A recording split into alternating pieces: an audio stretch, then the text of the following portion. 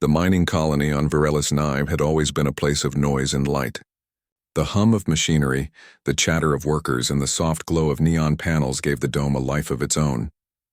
Humans and aliens worked side by side here, their differences set aside for the sake of survival and progress. But that morning, the calm shattered. A meteor swarm, more violent than any predicted by the orbital sensors, tore through the thin atmosphere above the colony. The first strikes were warnings, explosive impacts that shook the dome violently. Windows cracked, warning lights flashed, and the alarms blared in a terrifying mixed chorus of human and alien sounds. The air inside the dome began to thin, and panic spread faster than anyone could run. Lieutenant Ryan Carter had spent years preparing for emergencies like this. He had trained for fire, collapse, and toxic leaks. But nothing could have prepared him for the sight of the dome ripping apart above him. He gritted his teeth, securing the harness on his chest and checking his oxygen tank. 30 seconds of clean air remained at best. Every breath was a calculated risk. He ran through the corridors, dodging falling panels and shards of glass. He shouted warnings, directing people toward emergency pods, but the chaos made his voice barely audible. Miners were dragging each other, some limping, others too frightened to move. Humans and aliens alike were screaming, and the smell of burning metal and ozone filled the air. Then he saw her. A tiny figure, no taller than 3 feet, crouched near the edge of the collapsing walkway. She was covered in dust, her thin frame trembling violently. Her skin was blue, almost transparent in the harsh light, and her large black eyes were wide with fear. The little alien girl's chest moved rapidly as she tried to breathe, each inhale sounding like a desperate gasp. Carter froze for a heartbeat, his instincts battling logic. His training told him to conserve oxygen, to prioritize survival. But the sight of her made him forget everything else. This child was too small, too fragile, and too alone. She needed help immediately. Without thinking, he yanked his own oxygen mask from his face and rushed toward her. His lungs burned, his head pounded, and every step was a battle against the thinning air, but he kept going. The child's tiny hands reached out to him, trembling. Carter knelt and gently pressed the mask against her small face. Her large eyes blinked at him, and then, slowly, her chest began to rise and fall more steadily. For a moment, all he could hear was her breathing. Then he felt it. The cold vacuum pressing at his back, the faint sting of frost forming on his exposed skin. He swallowed hard, fighting the urge to pass out, and whispered, "You're going to make it." A shadow fell over him, and he saw another human running toward them, a hazard suit gleaming under the flashing lights. Relief and fear collided inside him. He had saved her, but he was running out of time himself. The girl clung to the mask as if it were a lifeline, her little fingers gripping the edges tightly. Carter looked into her eyes and felt something stir inside him, something that had nothing to do with duty or training, compassion, hope, a stubborn refusal to let fear dictate his actions. He thought of all the people in the colony counting on each other, of the countless lives that depended on humans and aliens working together, and in that instant he knew that one small act could mean more than all the protocols in the world. The dome groaned again, and more debris fell around them. Carter pushed himself to his feet, supporting the girl carefully. The other human reached them, extending a hand. Together they moved through the collapsing structure, ducking under falling panels and navigating around broken machinery.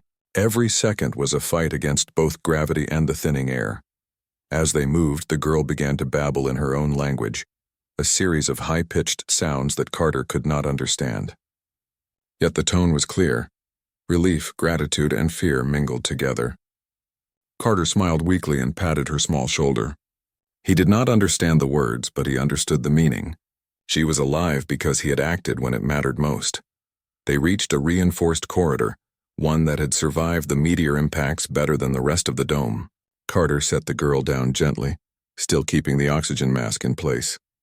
Around them, workers were pulling each other to safety. Humans helping aliens, aliens helping humans. It was chaos, but within that chaos, something extraordinary was happening. Life, in all its fragile forms, was refusing to give up. Carter's vision blurred, the lack of oxygen catching up to him.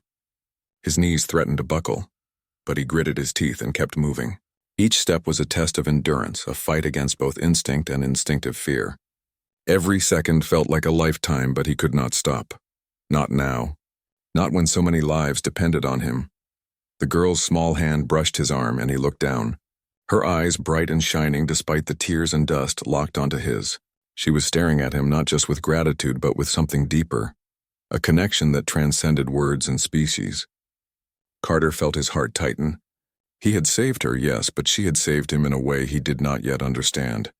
They moved together toward an emergency pod bay, a place where the air was stable and the remaining survivors could gather. Carter's muscles screamed with exhaustion, but he pushed through. Around him, the sounds of the dome's destruction were deafening, yet a quiet determination filled the air. Humans and aliens alike were fighting for survival, proving that life, no matter how small or fragile, was worth every risk. As they entered the pod bay, Carter finally allowed himself a moment to breathe. The girl clung to his side, her small hands gripping his suit. He set her down gently, and she looked up at him with a smile that lit up her small face. Carter felt a lump in his throat. The other human joined them, securing the girl and checking the pod's systems. Carter sank to the floor, finally allowing the oxygen mask to return to his face. The world around him was still dangerous, still chaotic, but in that small corner of the dome, life had triumphed. For the first time since the meteor strike, Carter felt a sense of hope. One small act, one moment of courage, and had made a difference. And as he looked at the tiny alien girl, gasping for air but alive, he knew that humanity's greatest strength was not in machines or weapons, but in the ability to care, to act, and to sacrifice for others. And in that moment, amidst the collapsing dome and the chaos of survival, a bond had formed, one that would change the lives of both species forever. The pod bay was noisy but safe, a temporary refuge from the chaos outside. The walls hummed with emergency power, lights flickering as the damage from the meteor storm reverberated through the colony. Lieutenant Ryan Carter sat against the metal floor, trying to calm his racing heart.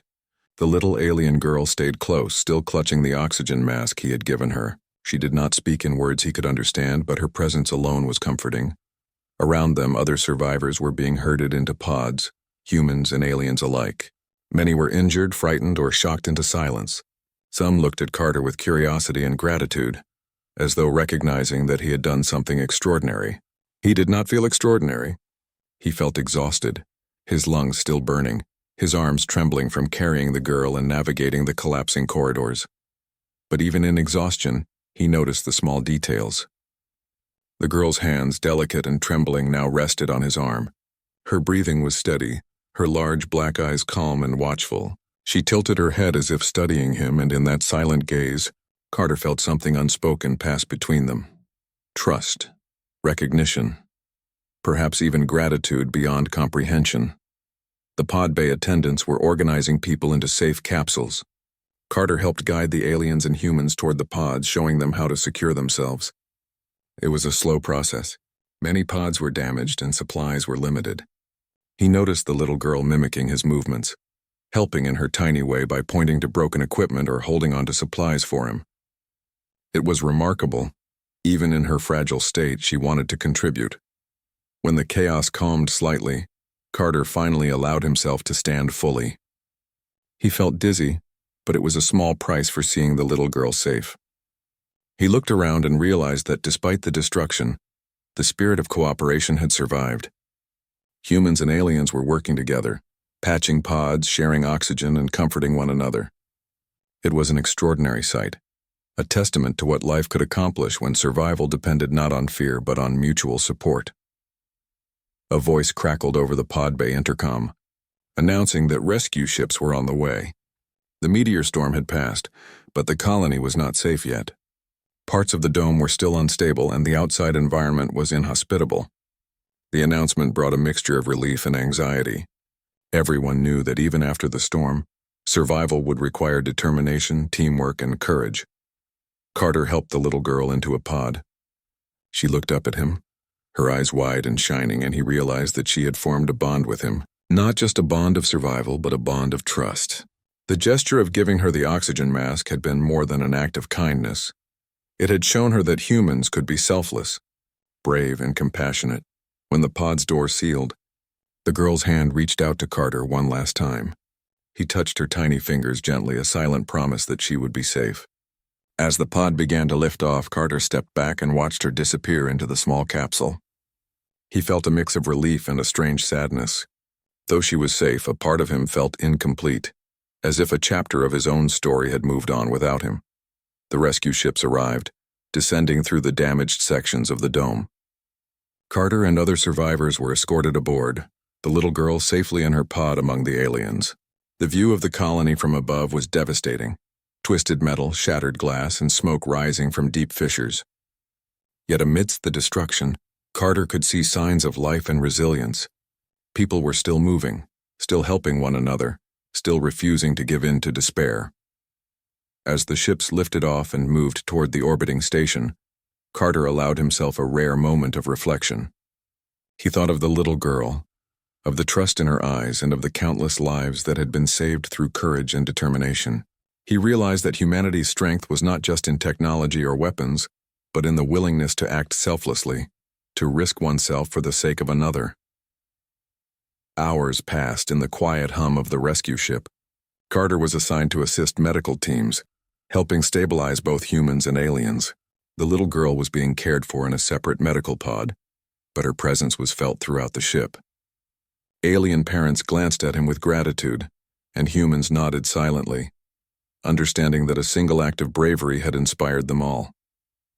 Later, Carter was called to the observation deck of the ship. He looked out at the shattered dome below and then at the stars beyond. The vastness of space seemed indifferent, yet the lives he had touched proved that even in the darkest moments, compassion and courage could shine. The little girl appeared beside him, escorted by one of the Aerolite caregivers. She held out her hand again, this time with a small glowing token, a symbol of her people's gratitude. Carter accepted it carefully. He did not understand its full meaning, but he felt the weight of it nonetheless. In that gesture, a connection had been forged between species, a reminder that life, no matter how small, was precious and worthy of protection. In the days that followed, Carter worked closely with the Aerolite community.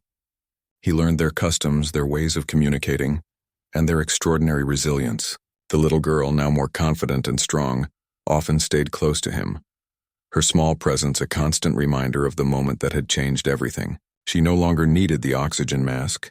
Her lungs adjusted to the shared atmosphere of the rescue ship, but the bond remained, unbroken and powerful. Carter saw how his simple act of giving her the mask had inspired others.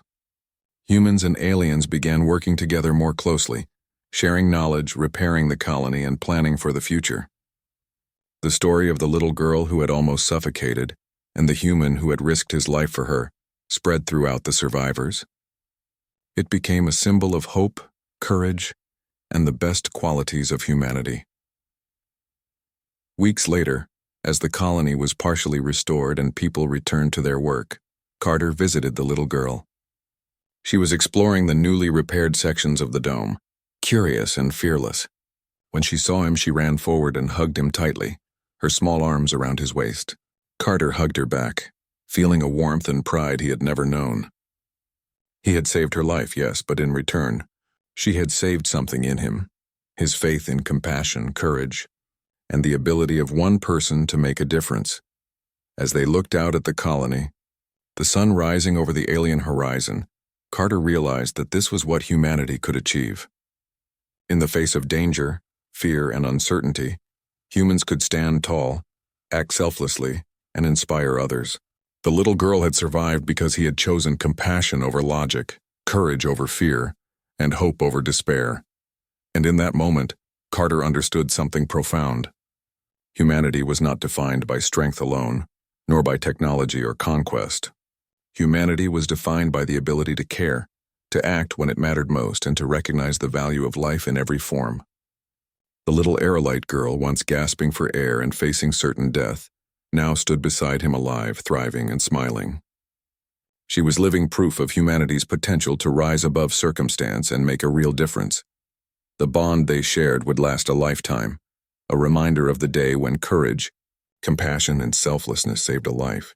And as the stars stretched endlessly above, Carter knew that no matter the dangers that lay ahead, humans could meet them, not just with skill and technology, but with heart, with bravery, and with the unwavering belief that life was worth saving. The little girl laughed, a sound like crystal chimes, and Carter smiled. They had survived the worst the universe could throw at them, and together, they had proven something extraordinary, that even in the vast, indifferent expanse of space humanity could shine, and so, amidst the shattered remnants of the dome and the quiet hum of the rescue ship, a new chapter began. One of hope, cooperation, and the unbreakable bond between a human and the tiny alien girl whose life had been saved by the simple, selfless act of sharing air.